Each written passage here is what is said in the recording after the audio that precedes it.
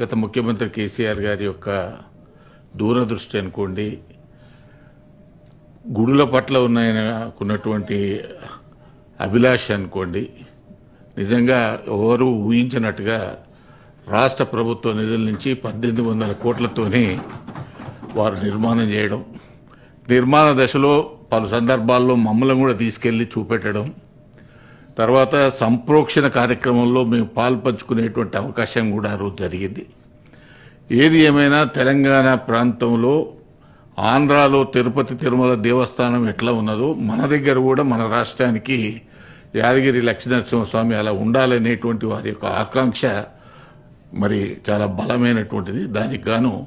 ఒక టెంపులే కాదు, దాని సరౌండింగ్స్ ఏరియాలో కూడా ఫ్లైఓవర్స్ నిర్మాణం కావచ్చు, లేకపోతే మనం ఏర్పాటు చేసుకునేటువంటి ఇంతకుముందు మన మిత్రులు సుభాష్ రెడ్డి గారు చెప్పినట్టు చాలా మంది పారిశ్రామికవేత్తలతో వారే మాట్లాడి ఆ రోజు మరి తిరుపతిలో కనుక కాటేజెస్ ఏ పద్ధతిలో నిర్మాణం చేసినారు,